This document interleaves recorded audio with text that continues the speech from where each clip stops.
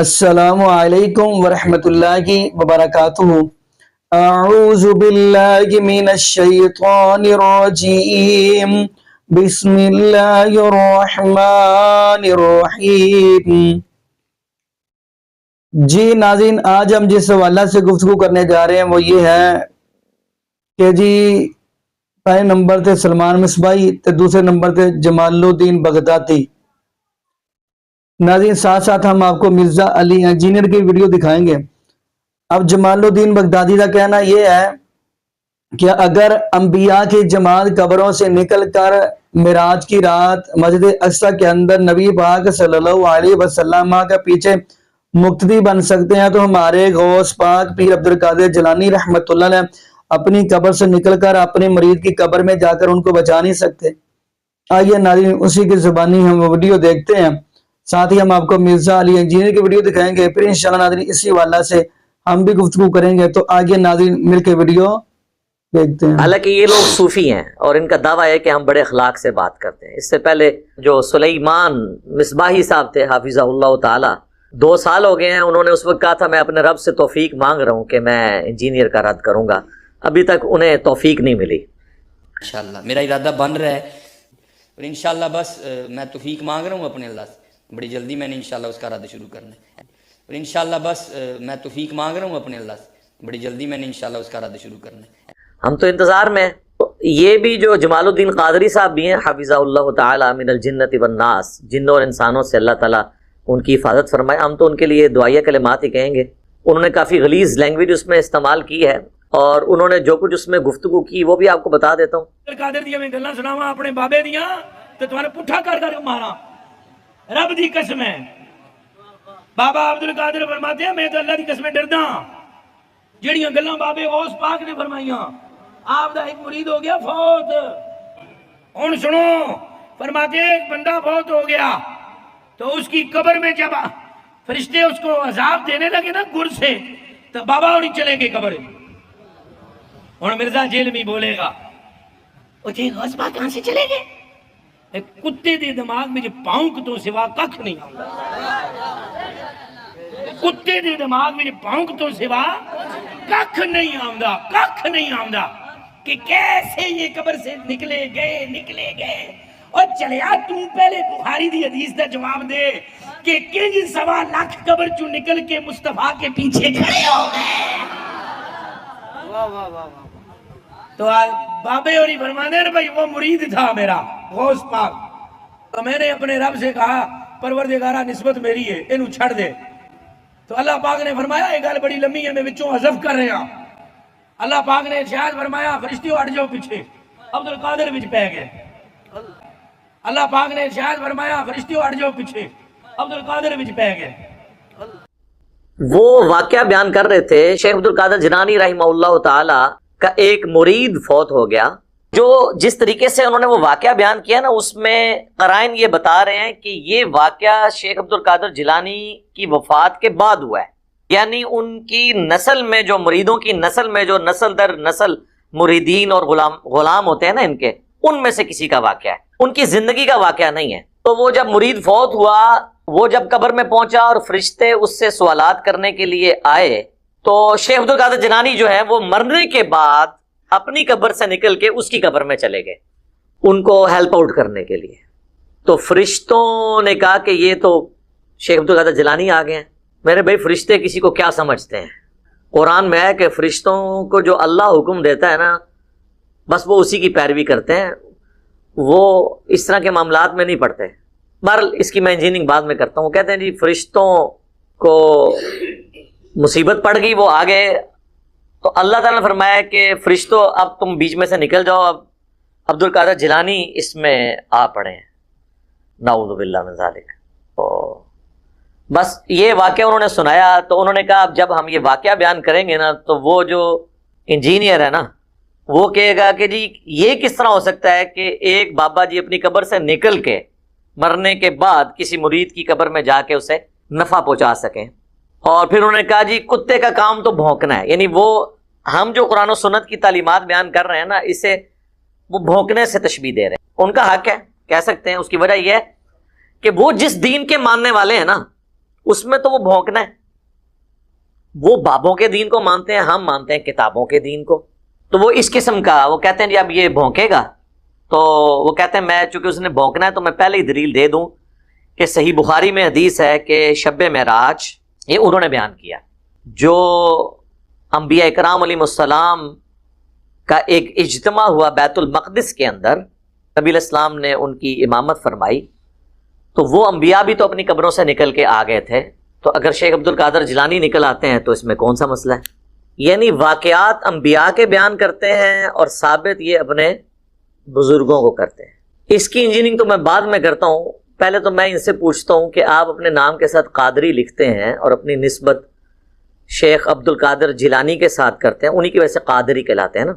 تو شیخ عبد القادر جیلانی رحمہ اللہ کی طرف جو منسوب کتاب ہے غنیت الطالبین, اس کے شروع ہی میں نماز کا طریقہ انہوں نے لکھا ہوا ہے, اور وہ وہی طریقہ لکھا ہے جو بخاری اور مسلم میں موجود ہے. یعنی اللہ کے محبوب صلی اللہ علیہ وآلہ وسلم نماز میں رکوع میں جاتے وقت اور رکوع سے اٹھتے وقت رفع الیدین کرتے تھے, جس سے یہی بزرگوں کے ماننے والے کبھی کہتے ہیں مکھیاں مارنا, کبھی کہتے ہیں بت رکھ کے آتے تھے, کبھی کہتے ہیں یہ منسوخ ہو گیا. تو جس شیخ عبد القادر جیلانی رحمۃ اللہ علیہ کے نام پہ آپ لوگ عزتیں اویل کر رہے ہیں, ایون چندے اکٹھے کر کے اپنا سورس آف انکم جس شخصیت کو آپ نے بنایا ہے, وہ جس طریقے پہ نماز پڑھتی تھی وہ آپ نماز کا طریقہ پبلک میں کیوں نہیں بتاتے؟ پھر سچے قادری ہوں گے نا. دوسرا یہ جو آپ نے بات کی کہ بخاری شریف میں حدیث ہے, تو پہلی بات ہے یہ بخاری میں حدیث ہے ہی نہیں ہے, یہ حدیث صحیح مسلم کے اندر ہے. وہ تو آپ کو پتہ ہے, یہ ہر جگہ ہی کہتے ہیں بخاری شریف میں, ان کو کیا پتا؟ یہ حدیث مسلم شریف میں ہے اور سنن نسائی کے اندر ہے اور مشکات میں بھی مسلم شریف کے حوالے سے موجود ہے کہ نبی علیہ السلام فرماتے ہیں کہ شب معراج بیت المقدس میں انبیاء کرام اکٹھے ہوئے اور جبرائیل علیہ السلام نے مجھے کہا کہ میں ان کی امامت کرواؤں, جس کی وجہ سے ہم آپ صلی اللہ علیہ وآلہ وسلم کو امام الانبیاء کہتے ہیں. یہ انبیاء کرام علیہ السلام کا بیت المقدس میں جمع ہونا ایک برزخی واقعہ تھا, اسے کسی آؤٹ سائڈر نے آبزرو نہیں کیا, ورنہ 1,00,000 کے قریب بندے اگر کسی شہر میں ایک رات میں آ جائیں, اور ان زمانوں میں جب شہروں کی آبادی ہی سینکڑوں یا چند ہزار پہ مشتمل ہوتی تھی, اور ایک مسجد میں آ جائیں بیت المقدس کی مسجد میں, اس وقت کیا آج بھی بیت المقدس کی مسجد اتنی بڑی نہیں کہ اس میں 1,00,000 بندہ آ سکے, 5 سے 10 ہزار سے زیادہ بندہ وہاں نہیں آ سکتا. تو وہ کہاں آئے تھے پھر؟ برزخی طور پہ, ٹائم اینڈ سپیس سے آزاد. 1,00,000 بندہ کہیں رات میں آئے, پورے شہر کے اندر شور مچ جاتا ہے, تو یروشلم کے اندر تو یہ چیز ہو جانی چاہیے تھی نا. ایون خود جو نبی علیہ السلام تشریف لے گئے ہیں, آپ کو بھی کئی معاملات وہ وقتی طور پہ تھے, آپ نے اتنی باریکیوں سے آبزرو نہیں کیے. بخاری اور مسلم دونوں میں حدیث ہے, اللہ کے محبوب صلی اللہ علیہ وآلہ وسلم کہتے ہیں جب میں معراج سے واپس آیا تو مجھے کافروں نے جھٹلانا شروع کر دیا اور مجھ سے سوالات کرنے شروع کر دیے. بھئی سوال کیا کر رہے تھے کہ بتائیں کہ بیت المقدس کے کتنے دروازے ہیں, کتنی سیڑھیاں ہیں, اس کی دیواروں پہ رنگ کون سا ہوا ہے. تو بخاری مسلم کے الفاظ ہیں, میں اتنا پریشان ہوا کہ اعلان نبوت کے بعد کبھی اتنا پریشان نہیں ہوا تھا کہ مجھ سے یہ سوال پوچھ رہے ہیں اور مجھے جواب نہیں آ رہے, اگرچہ سوال فضول تھے. تو نبی علیہ السلام فرماتے ہیں کہ اللہ تعالیٰ نے بیت المقدس کو یوں میرے سامنے کر دیا, وہ جو مجھ سے پوچھتے جاتے تھے میں دیکھ کے بتاتا جاتا تھا. اور یہی ہمارا عقیدہ ہے کہ اللہ کے محبوب صلی اللہ علیہ وآلہ وسلم سے جب کوئی کوسچن ہوتا تھا اور اللہ تعالیٰ نے اس کا جواب دینا ہوتا تھا, تو اسی وقت حضور کو وہ چیز سکھا دی جاتی تھی, آپ کی نظروں کے سامنے لے آتے تھے. علم الغیب کا ہمارا عقیدہ یہ ہے کہ اللہ جب چاہتا ہے, جتنا چاہتا ہے, اپنے پیغمبر کو علم الغیب دیتا ہے, اور یہ عقیدہ خاص پیغمبروں کے ساتھ ہے. غیر پیغمبر کے لیے علم الغیب کا عقیدہ اس امت میں ماننا, اس امت میں, یاد رکھیے گا. آپ کوئی مثال دینا شروع کر دے, حضرت موسیٰ علیہ السلام کی والدہ کو جو کشف ہوا, یا حضرت عیسیٰ علیہ السلام کی والدہ کو جو الہام ہوا, وہ اس امت میں یہ ساری چیزیں بین ہیں. کیوں؟ ختم نبوت کی برکت. ختم نبوت پہ ڈاکہ مارنا ہے اگر کوئی یہ کہتا ہے کہ ہمارے بزرگ علم الغیب جانتے ہیں. سورہ ال عمران میں اللہ تعالیٰ فرماتا ہے وَمَا كَانَ اللَّهُ لِيُطْلِعَكُمْ عَلَى الْغَيْبِ, اللہ کی تو یہ شان ہی نہیں کہ تمہیں غیب پر اطلاع دے, بلکہ اللہ تعالیٰ اپنے رسولوں میں سے جسے چاہتا ہے چن لیتا ہے. تمہارا کام ہے اللہ اور اس کے رسولوں پر ایمان لے کر آؤ, بس. علم الغیب اللہ نے اپنے پیغمبروں کو دینا ہے. اور اس میں دیکھیں کہ وہ کہتے ہیں کہ عبد القادر جیلانی جب آئے تو وہ عبد القادر جیلانی رحمۃ اللہ علیہ اور اللہ کی گفتگو بھی انہوں نے نقل کی ہے اس میں. یار یہ عبد القادر جیلانی اللہ کے ساتھ کیسے گفتگو کر سکتے ہیں؟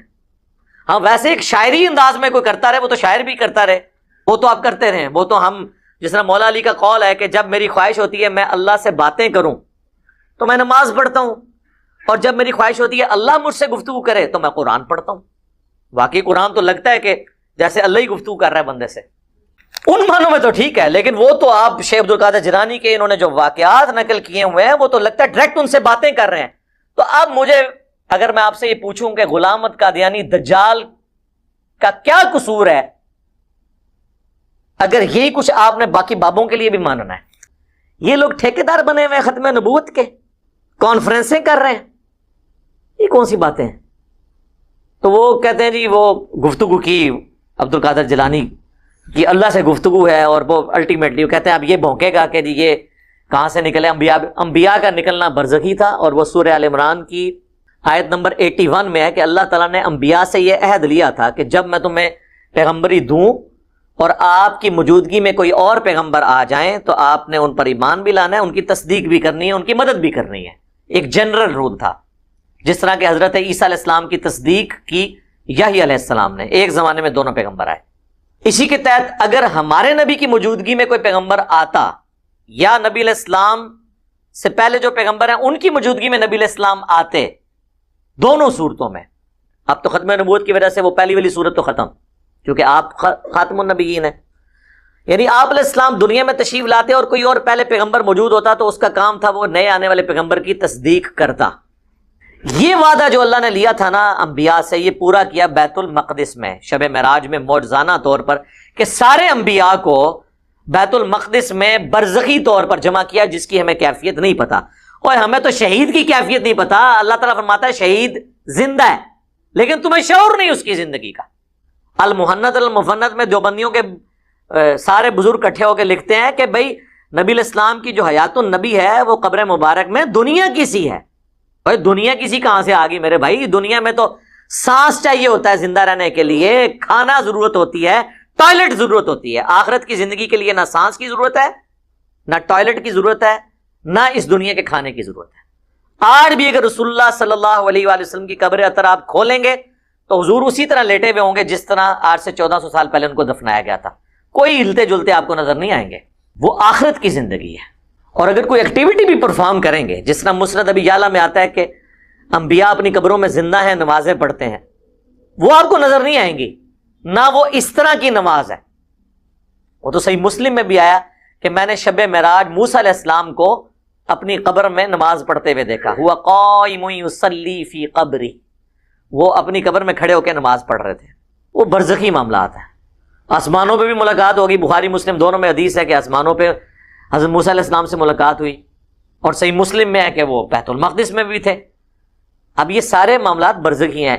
ان سے شیخ عبد القادر جیلانی کے معاملات کیسے ثابت ہو گئے؟ انبیاء کرام کو منوانا تو دین کو منوانا ہے, بزرگوں کو منوانا دین کو منوانا نہیں ہے. بلکہ بزرگ تو خود انبیاء کا دین بتانے کے لیے آتے ہیں, یہ بزرگوں کے بارے میں کلیم کرتے ہیں. تو یہ بالکل میرے بھائی فرشتوں کو تو پتہ ہی نہیں ہے. یہ کہانیاں جو آپ لوگ بیان کر رہے ہیں, فرشتوں کو تو اللہ نے 2 آپشن دیے ہوئے ہیں کہ اگر کسی کی قبر میں جانا ہے تو 3 سوال کرنے ہیں. اگر وہ جواب دے دے تو اس کے لیے پھر انعام ہے, اور جو جواب نہیں دے گا اس کے ساتھ شیخ عبد القادر جیلانی کیا کچھ بھی نہیں, زمین و آسمان کی ساری مخلوقات مل کے بھی کسی انسان کو عذاب قبر سے نہیں بچا سکتی. شیخ عبد القادر جیلانی کیسے لڑ سکتے ہیں؟ اصل چیز ہے آپ نے کتابوں کو فالو کرنا ہے, اور صرف ان بابوں کو ماننا ہے جو کتابوں کو مانتے ہیں. اسی کو ہم نے سافٹ انداز میں کہا ہے کہ مرنے سے پہلے اے مسلمان کر لے اس پہ غور, کتابوں کا خدا اور ہے, بابوں کا خدا اور. بابے مانتے تو اسی خدا کو ہیں لیکن کتابوں والی کوالٹیز کے ساتھ نہیں, اپنی من گھڑت توہمات کے ساتھ. جی ناظرین, آپ نے یہ ویڈیو ملاحظہ فرمائی. ناظرین آج ہم جس حوالہ سے گفتگو کر رہے ہیں وہ آپ کو پتہ چل ہی گیا ہوگا. ناظرین یقین مانیے اب یہ بھی سننا باقی تھا. آپ کو کہیں بھی قرآن احادیث کے اندر ایسا کوئی واقعہ ملتا ہے جو یہ کام بتا رہے ہیں؟ ناظرین یقین مانیے انہوں نے پیر عبد القادر جیلانی رحمت اللہ علیہ کو یہاں تک معاذ اللہ استغفراللہ نبی ہونے کا بھی انہوں نے دعویٰ کیا ہوا ہے۔ اگر آپ سوشل میڈیا پہ دیکھیں گے تو یہ کہتے ہیں کہ جب یعنی فرشتوں نے آ کر کہا غوث پاک کے کہ آپ کا قدم تمام ولیوں کی گردن کے اوپر ہے۔ ناظرین یقین اس سے بڑی بھی باتیں ہیں، یہاں تک یہ جملے ملتے ہیں، کہتے ہیں کہ 70,000 کی 80,000 دا مجمع وچ ساڈا ایک یعنی پیر عبد القادر جیلانی رحمت اللہ مرید انہوں قضائے حاجت ہو گئی، یعنی انہوں پار پہ گیا، او پریشان انہیں اکھاں بند کی دیاں، پیر عبد القادر جیلانی رحمت چوک کے انہوں جنگا جو بٹھایا، پھر وہ ویلا کر کے پھر انہوں اتھے لے آ کے بٹھایا۔ یقین مانے اس سے بڑی جہالت کیا ہو سکتی ہے؟ ان لوگوں نے قرآن حدیث کو چھوڑ کر اپنے بابوں کے قصے کہانیاں یعنی یہ سٹوریاں عوام الناس کو سنانی شروع کر دی ہیں، اور ویسی ہی عوام ہے وہ آگے کہتی سبحان اللہ۔ اب آپ عمران آسی کو دیکھ لیں، معاذ اللہ اس نے کہا کہ جی آپ لوگ قرآن سنا سنا کر لوگوں کو مشرک بناتے ہیں، ہمارے بابے ٹول ٹمکے سرنگیاں تپلے لڈیاں پنگڑے کنگرو پا کے تے مومر بنا دیں۔ استغفراللہ، کون سی ناظرین بات کریں؟ یہ سارے کے سارے آیا کہ یہ شریعت سے ایسے کام ملتے ہیں، آیا کہ یہ نبی پاک صلی اللہ علیہ وسلم کے اوپر جو شریعت نازل اس کی مخالفت نہیں ہو رہی؟ قرآن نے اس چیز سے منع فرمایا، نبی پاک صلی اللہ علیہ وسلم کے فرمان نے اس چیز سے منع فرمایا، لیکن یہ کس طرف عوام الناس کو لے گئے؟